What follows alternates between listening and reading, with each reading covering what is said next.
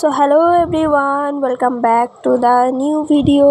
আজ একটা আলাদা রকমের ভিডিও নিয়ে এসেছি, যেটা হচ্ছে কিনা আমার আলমারিটা আমি কিভাবে গুছিয়ে রাখবো সেটাই আমি আজকে তোমাদের সাথে শেয়ার করব।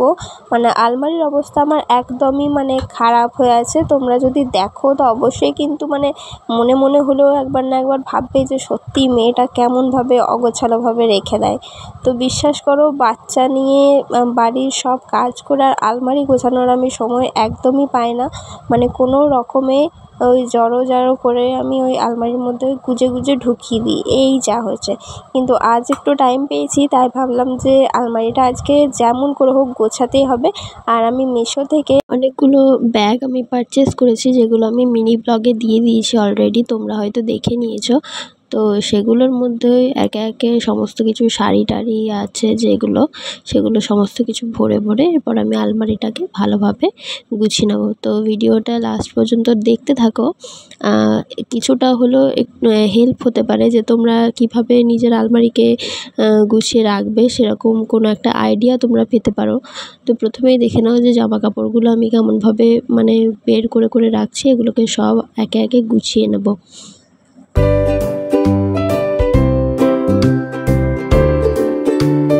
যখন গোছাতে শুরু করব, তো ভালোভাবে প্রথমে আমি যে বাকেটগুলো আছে আলমারির যে খাপগুলো আছে সেগুলোকে আমি ভালোভাবে একটা টিস্যু দিয়ে মুছে নেব।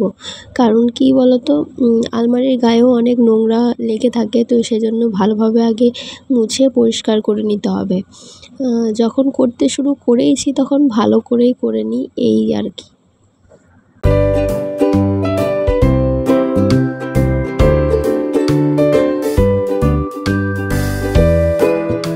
তো ভিডিওটা ভালো লাগলে অবশ্যই নিচে একটা কমেন্ট করে দিও। আর আমি চাইবো যে পুরো ভিডিওটাই তোমরা সবাই দেখতে থাকো, স্কিপ না করে। কেননা এখানে আমি অনেকগুলো টিপস অ্যান্ড ট্রিক দেবো, যেগুলো তোমাদের অনেকই কাজে লাগবে।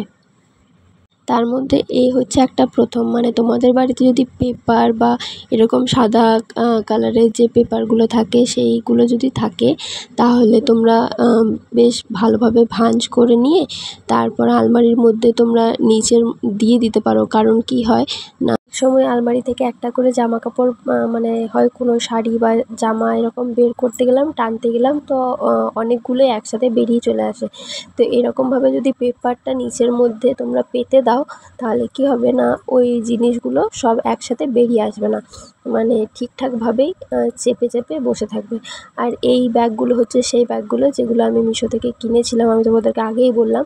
তো এগুলোর মধ্যে আমি এখন শাড়িগুলোকে ভালোভাবে গোছ করে নিয়ে রেখে দেবো।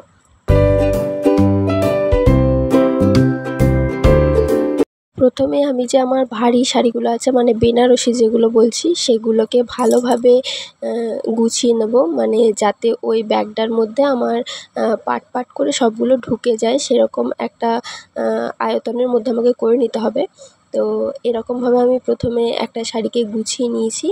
দেন আমি আমার যে বিয়ের বেনারসি আছে সেটাকেও ভালোভাবে একই আয়তনের মধ্যে আমি করে নেব। তো কি হয় না, একই রকমের করে দিলে তাহলে আমাদের ওই যে ব্যাগগুলোর মধ্যে ঢোকাতে সুবিধা হবে, এই আর কি। তো একে একে আমি সব শাড়িগুলোকে ঢুকিয়ে রেখে দিই। আর এত শাড়ি আছে যে একটা ব্যাগের মধ্যে সব ঢুকবে না যদিও। তো আমাকে মোটামুটি 2টো ব্যাগ কি 3টে ব্যাগ ওই শাড়ির জন্যই করতে হবে। তারপর আলাদা করে আবার সায়া ব্লাউজ যেগুলো আছে আর কুর্তি টুর্তির জন্য আলাদা ব্যাগ। তো দেখি কত দূর কী হয়। তো চলো ভিডিওটা দেখতে থাকো।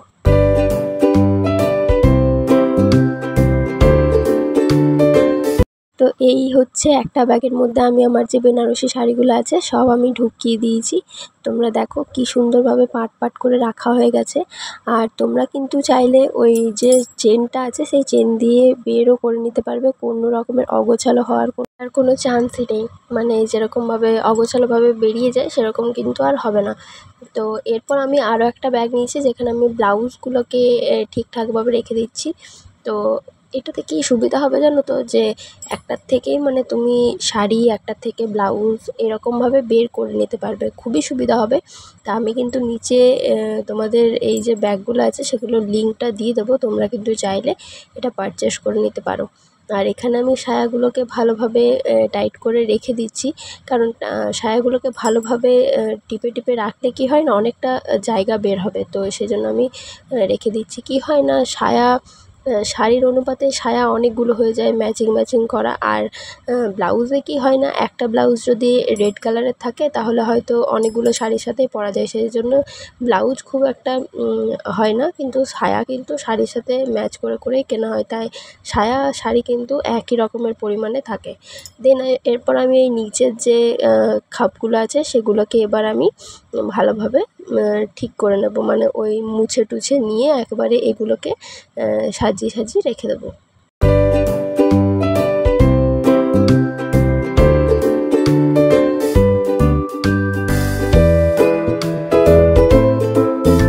মোটামুটি ব্যাগগুলো গোছানো কমপ্লিট হয়ে গেছে। ওপরের যে প্রথমের খাপটা তোমাদেরকে দেখিয়েছিলাম সেখানে রাখা হয়ে গেছে, আর এগুলো মোটামুটি গোছানো হয়ে গেছে।